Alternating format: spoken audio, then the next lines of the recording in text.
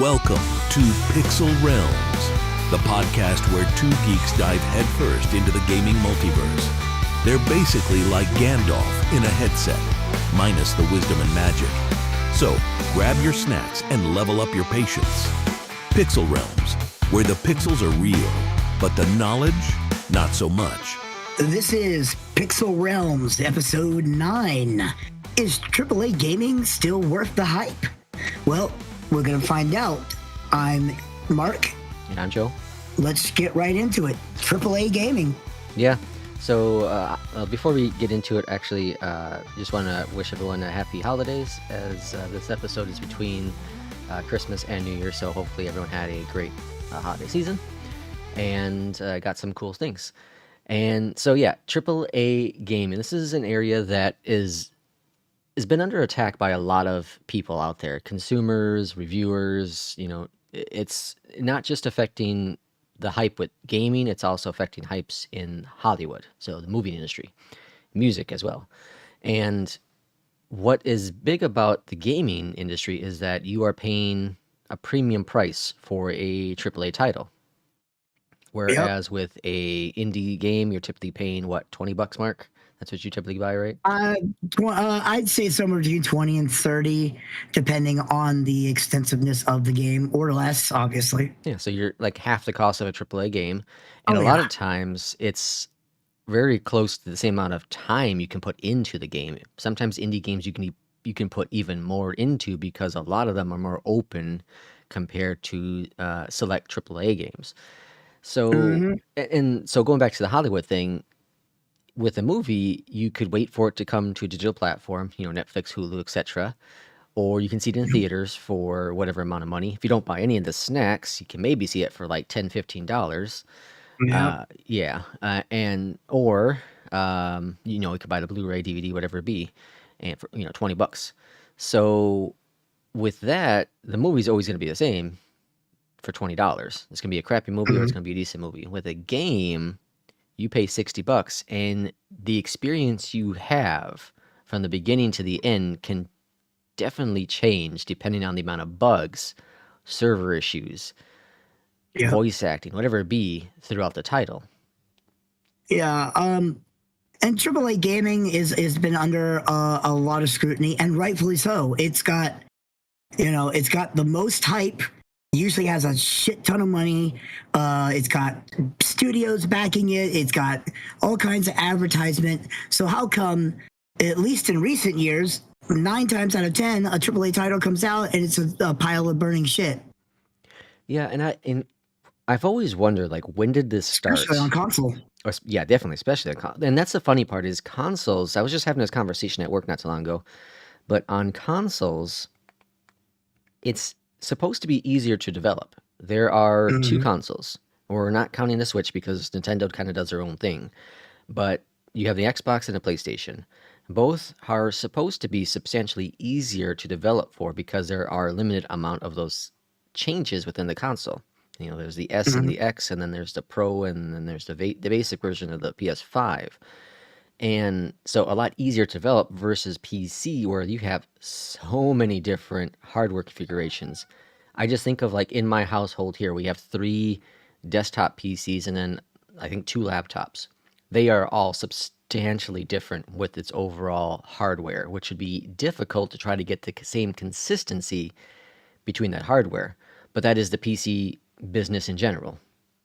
Oh, yeah. I mean, I'm the same way. I've got, not including our roommates, I've got 3 desktops that I built personally all over this a bunch of couple of years, to where my most current one is like my highest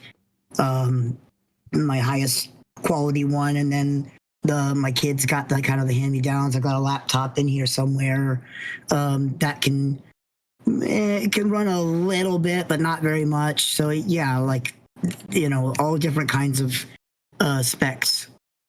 So again, when did this all start? And I don't have a time frame. I don't know a date. I don't know a year. I don't know what title it was. What one thing is consistent, especially nowadays, is microtransactions and AAA games launching with bugs. Now, there are a handful of titles that can come out and be very successful day one.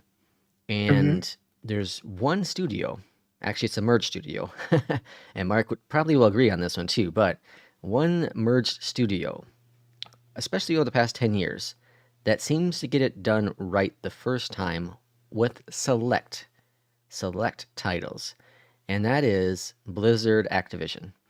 I think of what Blizzard's done with Call of Duty. I'm not a COD fan. I don't think Mark is as well. I can't But stand COD. but you have to admit, like their titles come out and they are consistently number one on the box on the bestsellers.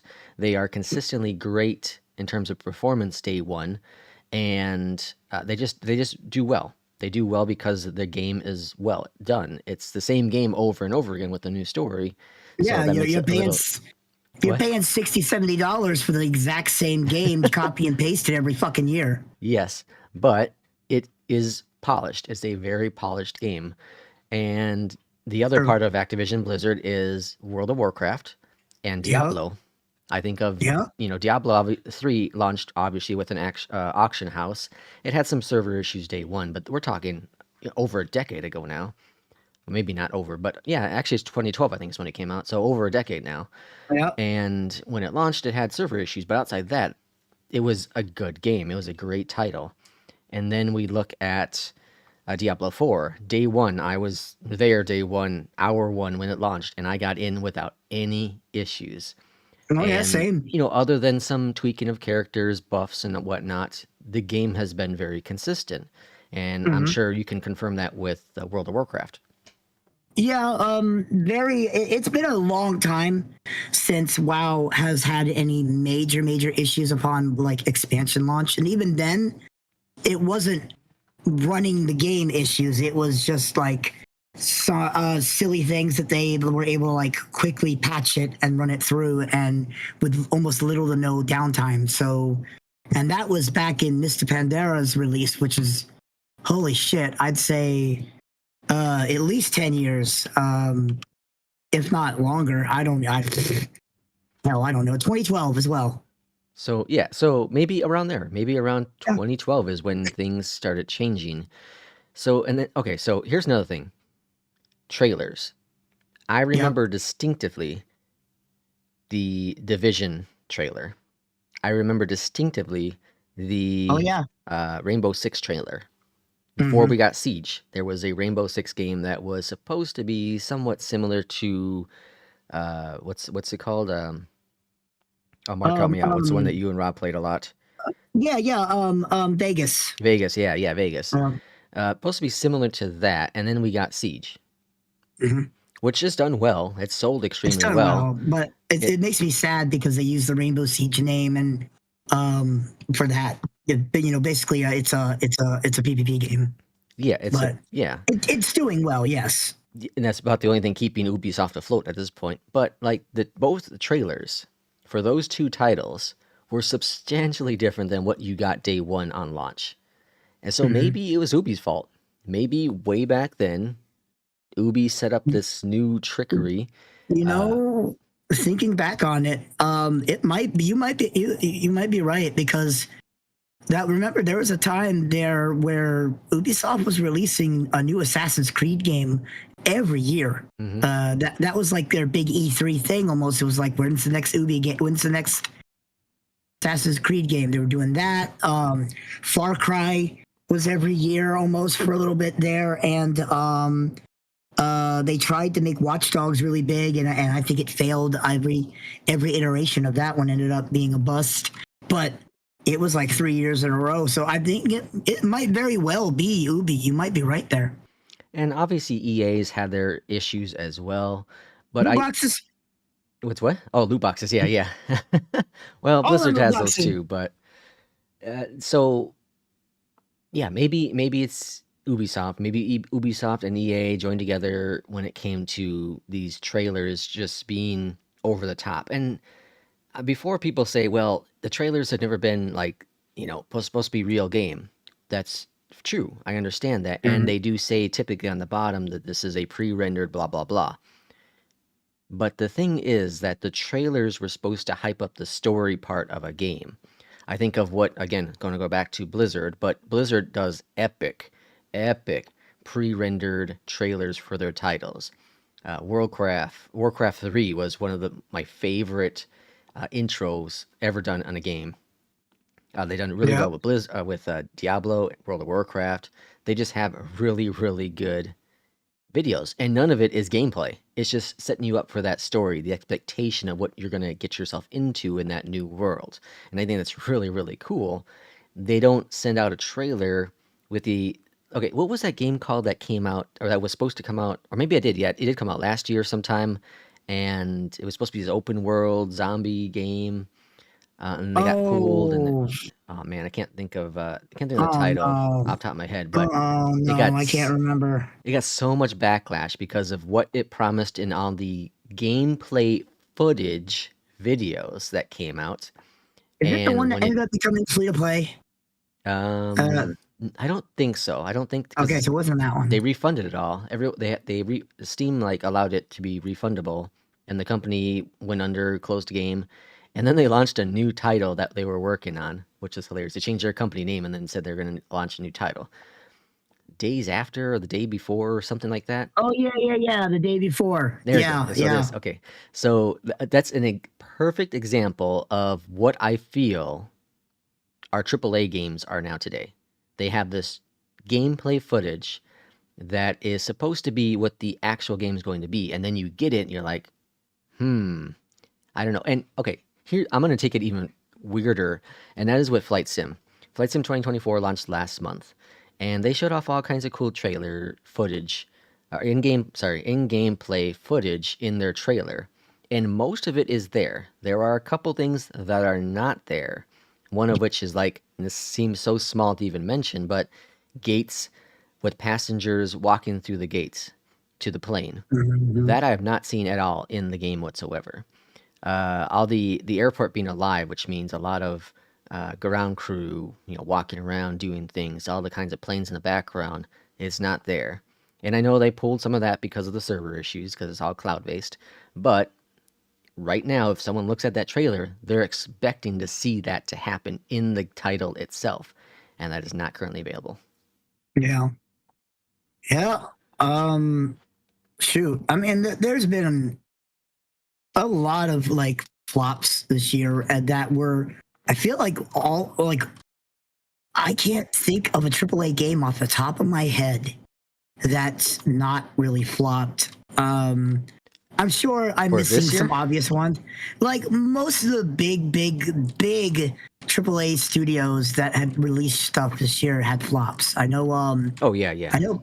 PlayStation really ate it. Like they really ate shit this year. I can't even remember that first game that was like hyped at the beginning of the year. Oh, it's gonna drive me crazy. But they had a game come out either in December or January. Was really supposed to be really big, and then it shit the bed. Well, Unspoken, yeah. I think it's unsomething or Unspoken. other. Yeah.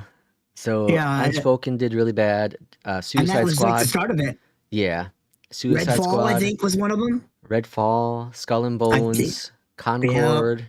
No boy, don't get started on Concord. Alone in the Dark. Mm-hmm. Uh, Star Wars Outlaws That didn't one do did really well. bad. Yeah, that one did very badly. I'm trying to think some others because Final Fantasy VII Remake or Rebirth did well, but it at the same time, Square Enix, I guess, thought it would sell more than it did, so it technically didn't meet their forecast. Although I wouldn't call that one a flop, but you get the idea. Like a lot of the most of the AAA studios have had some kind of bullshit happen this year. When a lot of the times it's really their own damn fault. And we're not here to say, well, we have a fix because, well, we're just regular people. We don't work in the industry. We don't have the knowledge to say, well, this is the way to do it. I mean, But I what got we're a saying fix. is that there needs to be some attention given to this, drastic attention given to this, because gaming is is going to go under at some point in terms of big studio stuff, because Mhm. there will be a rebellion.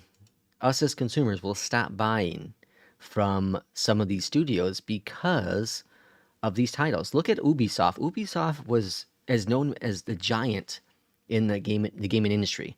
When you talk about Mhm. gaming developers, publishers, you always heard the name Ubi. Tom Clancy titles are all Ubi titles. They've recently got more Mhm. Star Wars titles. And so Yep. Ubi's huge. EA, Ubi, Bethesda, Blizzard. These are big. BioWare. BioWare, big. That's 2K. Yep. These are all big studios, and now Ubi's on the brink of being bought out, on the Yeah. brink of ending It's its crazy. company, on the It's brink of crazy. maybe selling its license to Tom Clancy titles. On the Yeah. brink. They Yeah. they have It's Assassin's bad. Creed. They have one of the biggest titles out there, and they're on the brink of ending. I don't know. It's wild to think that. And I look at Bethesda. Bethesda, big studio. Skyrim. You can play Mhm. Skyrim on everything. In Tesla cars, probably you can play Skyrim. And On Bethesda, your smart wash machine. and yes, yeah. Like And they got bought it's everywhere. out by Microsoft. Microsoft owns them. Now, Microsoft has a lot of money, but it's crazy to think that Microsoft, a company that was not known for gaming, took over the gaming industry when it got into the Xbox and just blew it all out of the water. And it's incredible to think a studio like Sony, who's been in the gaming industry forever, has had troubles competing now against Microsoft, who makes Windows. It blows my mind to see that. And the thing is, Microsoft is kind of doing what Disney has done, where it buys these studios out and it just lets you do your thing. And I know Mark had some issues when it comes to Starfield, one of Bethesda's recent games. I just think it looks like Um, shit for a brand new release. It looks like shit. yeah, it doesn't look what we expected in terms of graphics, but it looks like a Bethesda title, and it has its shortfallings for sure. It's not as I don't even know what to use for the wording exactly. Like Skyrim, there was something about it where you can just explore all this craziness, and with Starfield, you certainly can explore, but there's a whole lot of nothing going on. When it It's came, just a matter of fact. It's just a matter that they're using the same engine in 2024 that's been out since fucking Skyrim. yeah, Like and Fallout 4. Like Fallout 4 should have had a revamped graphic engine and it didn't. And so now we're looking at a brand new IP like Starfield, and it gets the same bullshit treatment, the same graphics. It's like, come on, like, put some effort into this shit, guys. You want us to pay $70? We'll pay the fucking $70, but you got to give us something. I do give them props though for not jumping over to the Unreal Engine, because the Unreal Engine has its abilities and it's a cool engine graphically and physically and all that jazz, but I also don't want every single title to be on the Unreal Engine, because then all the Yeah, games start to look exactly the same. you're not wrong. I just, like you were saying, we didn't have an answer for it. I kind of do. And it's a simple one. It's just let the shit cook longer. 9 times out of 10, it feels like these AAA companies that have all the resources, have all the advertisement, have all the means to make good quality games, are in a hurry to push the shit out instead of letting the stuff bake long enough, get proper uh, testing or betas or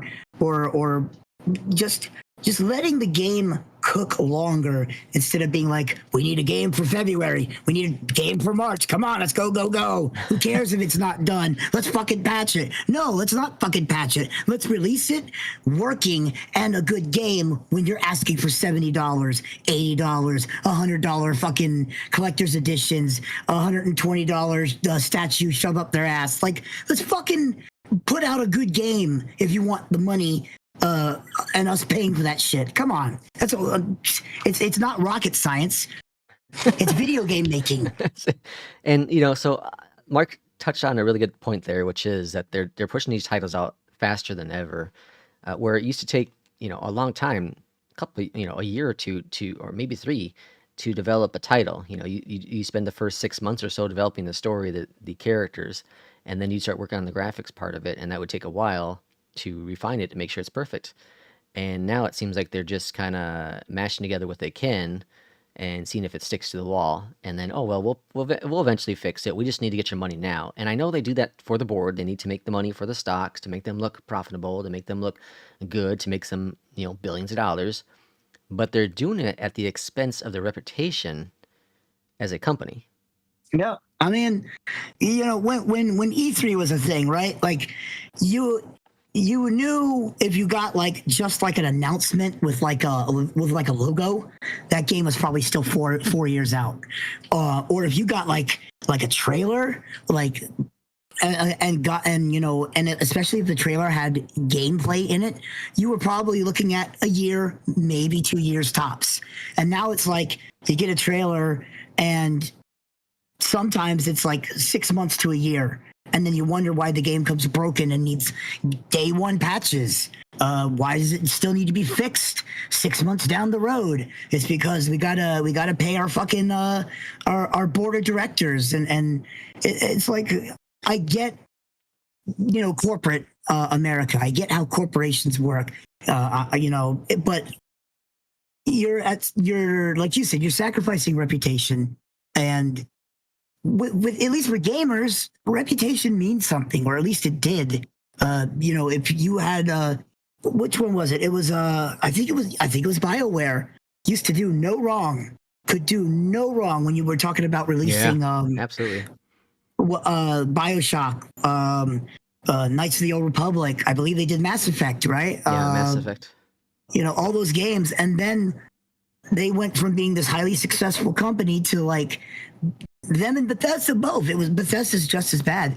They were a highly reputable company. You saw Bethesda's name on it. You were like, oh yeah, we got something good coming. And now it's like, oh, it's a Bethesda game. Well, hopefully they don't fuck it up. And to touch back, you touched on really good points here, and I want to swing back really quick to the Ubisoft potentially being the culprit of this. And now as I think about it, I look at things, I think that is true, because I think they might have been one of the first companies to launch a live service title. And I think they might have been one of the first companies to do microtransactions.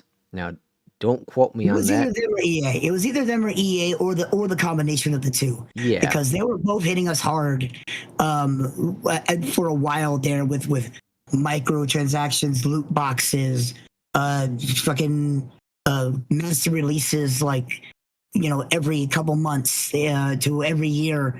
So it's got to be the combination of the two, most likely. But it's definitely either Ubi or EA or the combination of both, I think. But look at Division. The Division had 1, microtransactions, 2, had loot boxes. Look at Rainbow Six Siege. Has microtransactions, has loot boxes. So just saying that I could be way off on this one. Obviously, like I said, 2012, Diablo 3's launch, it had the auction house, which is in a way its own microtransactions, loot box kind of thing. But you didn't have to do it. It might have been Ubi. It might have been Ubi, and it might have been around that time frame where other studios saw the success of the Division, of Rainbow Six Siege, and like, well, hell, we need to capitalize on this too. Services is the way to go. Loot boxes, microtransactions is the way to go. I'm not trying to defend Blizzard, because they're definitely not faultless. No, not at all. But like, at least with their real money auction house, the auction house was optional. Yeah. You could pay real money to get high level gear in a quasi sort of pay to win scenario, but it wasn't like that gear was not attainable in the game. It was just, do I want to grind and get lucky for this loot drop, or do I want to throw cash at it and get the loot drop? There's a little bit of a difference there. A lot of the times, though, with some of the stuff that Ubi and especially EA was doing for a while there, it was almost like a pay-to-win scenario where you bought these loot crates and loot boxes, and they were usually to the betterment of your gameplay in whatever fucking game you were playing. I think They don't. No, they didn't have. They never had Call of Duty. That was. They had No. Battlefield, I Yeah, believe. yeah. And Star Wars Battlefront, I think, was And a yeah, was a. Battlefront had the loot box microtrade. Yeah, Yeah, absolutely. But and yeah. like I'm fine with pay to win as long as the game's free. Look at here's another good victim or culprit. The fucking sports games. Madden. Yeah, Sometimes you would get a new year of Madden and the game looked worse than the yeah. previous year. You'd Madden, pay $70. You'd get the freaking collector's edition. You'd have to buy in-game currency. What the fuck? Madden, the hockey games, the basketball games, the Basketball baseball games, games, the all that soccer shit. games, they're all the same. And It was disgusting. I used to be a yearly buyer of the NBA games. I started Yeah. off at NBA Live, then I went over to NBA Yep. 2K, and Yep. in I draw 2016, 2020. Was I it think 16? I thought it was 20. I think I thought it 16 was is when I 18. stopped. 2016 is when I think Okay. I stopped every year. I think the Jordan one came out 2010, and then the Kobe Okay. one came 2012 or something like that. I can't remember, but so yeah, somewhere around there, I stopped buying yearly and I started buying every like 2 or 3 years to see. And Yeah. even now, like I only buy it if it's on sale. If it's on a substantial sale, is when I'll be like, okay, well, I think it's time to do it. Because other than roster updates, there is nothing fundamentally new about any of the sport games personally. But I Yeah. guess I don't really play all of them. I just play the basketball one. Yeah. I played the NBA Live for the longest time, and then I think I tried getting into NBA 2K, and I just couldn't. It wasn't NBA Live. So So I think so. It's been a while. I think it's been a good while since I stopped playing the sports games. this isn't technically sport, I don't think. I don't know what they classify it as, but okay. So Forza Motorsport came out last year, the new Forza Motorsport game, and yeah, it looks visually pretty impressive. It has ray tracing, all that jazz. It had some issues with performance from day one, but they got some of that figured out as time went on. The biggest issue is that you had this brand new title that has less cars and less tracks that are in the previous version, the base previous version, not DLCs or add-ons like that, just the base game, less cars, less tracks. And you sit there and you question, like, why? What is, you have all the content there. You have the entire world of those games, those racing games, Mhm. and for some reason you decided not to port them over to your new game? Why? To make room So for DLCs, to make room for microtransactions, probably. let me ask you a question, Joe. How long would you say a graphic engine type thing is good for? Let's say sports games. Let's say, would you say that? And I'll use Madden as the example because they're the biggest fucking culprits in this garbage pool of a fucking genre. Would you say what, every 5 years maybe the graphics probably need to be souped up? Maybe I look. I think it's with the change of consoles. I look at the PC version of the NBA game that just this freaking year, finally got next gen graphics on the PC. When Mm, the PS5 launched, how many years ago? They I finally don't know. I've just got the at next least gen 10 years, graphics, and almost 10 years. it looks really, really good. It looks really, really good. But the consoles had that forever. Why did they not port that over to the PC? Because the PC player base is smaller, and they want to make all their money on the console users. So, well, what I'm asking is here, because here's the thing I'm asking: why do you buy a new basketball game, Joe? Out of curiosity, when you were buying the basketball games, why did you buy the new game every year? I'm curious to see if it's the same reason why I did. So I did for a couple of reasons. My first reason was obviously the roster updates. You get the Mm-hmm. newer players, get the new draft players, all that jazz. Mm-hmm. Two, they did have upgrades in graphics every single year. New lighting, whatever it be. The characters. For 2K, I remember the cloth, like the movement of the player uniform was really, really cool. And then they also messed with the physics and made it even more lifelike. That is why Okay, I bought. so And I think of like even like the NBA Live games. NBA Live went crazy with its graphics for the 360, just insane in terms of graphics, and 2K was behind on that when it came to graphics. And that's why I'm like, oh yeah, I'm gonna go NBA Live. The graphics are crazy. Looking at Dwayne Wade, he looks just like real life. And then finally 2K is like, okay, well, maybe we should actually do that too. And they started getting better with their graphics. And then what happened? NBA Live went under, 2K took over, and now 2K's been stale for the last decade. So here's what I'm getting to. Outside of a giant graphical upgrade, couldn't you theoretically just release a patch, a DLC with said roster changes / adding players to the game? You probably could, couldn't you? Oh, but you can't sell for $60. Well, exactly. You could, but you could still put a $20, $30 price tag on it. Oh, people would buy it. More people would probably buy it. Mm-hmm. Yeah, but instead, no, we got to bullshit it and put out a brand new game, the exact same game with updated fucking rosters for fucking $40, $50, now 60, now $70. And now because obviously you need to have a story mode with your fucking sports game. Oh my gosh, yeah. Story mode. No one plays that crap. No one cares about that. Yeah. Come on. I don't play a game. I don't play a sport game to play myself. I play a sport game to play as the team I want to play as.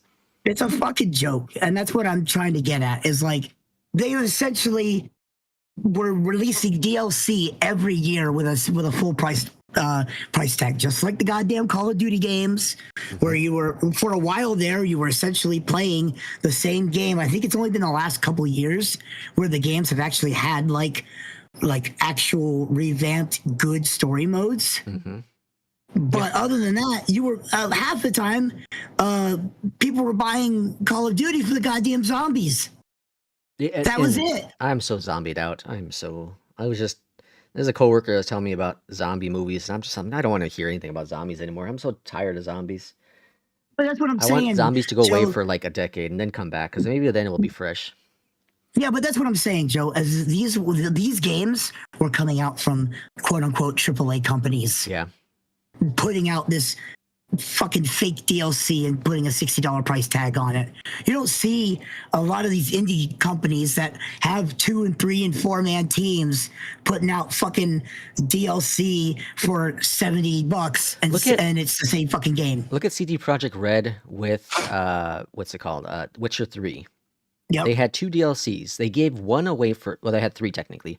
But they gave away a bunch of bonus crap for free. And then they had 2 actual DLCs, which was like 60 hours worth of additional gameplay for $20. For $20. $10. And I'm not talking about a sale deal. I'm talking about that was it. It was $10 per DLC. Whole new world. A whole new bunch of characters. New NPC enemies. You're going to get sued by Disney saying a whole new world. Exactly. But like and eventually CD Projekt Red has now become a AAA title studio, and obviously we know Cyberpunk's launch wasn't great, but then they had their DLC Liberty, what's it called? Something Liberty. And Phantom Liberty. Yeah, Phantom. I think it sold for $30. Yeah, that's what I was going to say. I was literally like 40, about to 50 say hours of it. Exactly. It's a whole new. It's got a ton of new content, and they put it out. Right now, it's on sale for $23.99, but normal price is $30 for an entire brand new game. For the most part, it's exactly what Mark's talking about. It's an upgrade of the original. The amount of content that this game gives you is what Call of Duty would put a $70 fucking price tag on. Yeah. It's a joke. And that's what's cool about some of these studios. There is a bright spot in AAA gaming. There is. And you have to look hard to find it sometimes, but there are some studios. Now, CD Projekt Red hopefully learned its lesson with the Cyberpunk 3 launch. I'm pretty sure they have. They've got a lot of negative press on it. There were a lot of refunds. They've since made things better, fixed the title up, added a bunch of content to it for free, and of course came out with Phantom Liberty, which is really, really good. And it sounds like they're gonna do pretty decent with Witcher 4. We hope, but again, and look at Larion with Baldur's Gate 3. Yeah, Larion is They had an early access where they legitimately listened to their player base. They didn't rush the game out. to get that, get that money, because they knew when they put the game out and it was a good game, people were gonna fucking buy it. And guess what? People are still buying it. People are still playing the game, and they're releasing major content soon that's gonna probably bring people back, like me, who's been taking a break from the game after putting 400 hours into it. It's crazy. Some of these companies actually fucking pay attention, but then you've got these other greedy motherfuckers who are like, well, here's Call of Duty 75. It's got one new map and a couple guns. $70. Come on, baby. Now, again, they're Buy definitely the season pass for $30. It's a joke. There's the bright spots. There are some good studios, and we want to honor 2024's. This is the last episode of our podcast for 2024, but there were some good titles that came out, and I'm going to mention some here, and some of which we have not played. But we have Astrobot, won Game of the Year at the Game Awards. Metaphor, Dragon's Dogma 2, which had some issues at launch, but they were quick to fix it.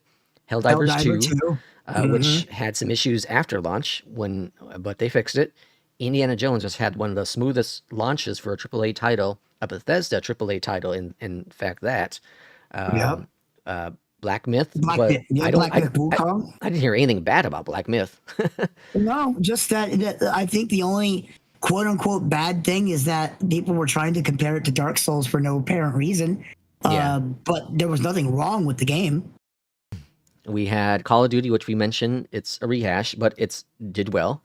The Diablo 4 DLC, I had a blast playing so far. It's freaking awesome.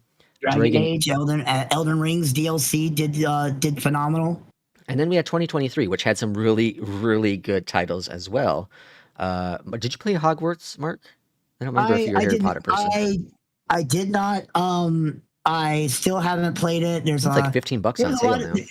There was a lot of controversy around the game, but it wasn't because of the game itself. It was because the writer of it being a Harry Potter game. But the game itself was, from what I saw, was fine. It's just that unfortunately a lot of it was marred by being Harry Potter. Mario, they had a Mario release, Mario Wonder, which so much fun, and my kids loved it. Spider-Man 2, I would say got a little less fanfare than it probably should have, but it was still a fine game. And Zelda anything, really. I mean... Yeah, 2023 had some really good launches. And again, 2024 had some good launches in there too. So we're not saying that AAA gaming is completely dead and never look at a big studio title. What we're saying is that, like, what is wrong? If all of 2024... In that list of 2024, we have 2 DLC titles. We have one game that's a rehash of the same game every single year. That's a telling sign right there that in all of 2024, that's all we had from AAA titles. In 2023, that's all we had for AAA titles that were good, successful titles. I think what it boils down to, Joe, in my opinion, is that we're gonna get to a point where AAA games are going to go away. The unfortunate thing is with AAA games, the amount of hype that it gets, a lot of the advertisements that it's get, you're going to get the casual buyer. You're going to get the lady or the guy that's trying to buy their kid a present for Christmas that doesn't know anything about video games, and they hear the hype behind it. Or maybe their kid doesn't know anything about video games, so they convince mommy and daddy to buy it. So you're going to get that. That's not going to go away. But, hopefully you're going to keep the smarter gamers that know that some of these companies, not all of them, of course, but some of these companies are greedy assholes who don't give a shit about you. And a lot of times, a lot of us people, a lot of us will stick to the indie games because usually you know what you're going to get. Even if the game doesn't rush its way out, usually at the end of the day, a lot of the times, a lot of these indie titles are polished and great to play immediately. Yeah, and I understand, like, people are going to be calling this out, but there are so many indie titles out there because there are so many individual studios available out there. Mhm. And there are only so many AAA titles that can only hire so many developers financially to make it worthwhile. But the biggest thing to grab out of this is a team of 3 people, sometimes even less, can make an amazing game, an incredible experience because they have unique ideas or even have the same ideas that AAA titles have, but they just do it better because there's no loot boxes. There's no So microtransaction. They're not worried here, about balance issues. They just want you to go out there and have fun in the world they created. yeah, I got. So here's an example. Um, Supergiant Games. Yeah. They put out Hades. They had Bastion, which is a beloved title, hmm at least around the indie scene. Transistor, which was Oh yeah. was a fairly quality title. hmm Um, I didn't see a lot of fanfare behind Pyre, but I also didn't see any hatred behind it. Yeah. And then when Hades came out, it was like, holy shit, this company really took off, and now they're working on Hades 2, which, as someone who's been playing it, in early access, like watching it be built is amazing because I've played for a while there. I had played all the content that Hades 2 had in the game, and now it's been a couple months. I've let it cook a little while, and they've revamped some stuff. They've added a ton of stuff, and it's gonna come out and be, I'd say, just as good as Hades 1.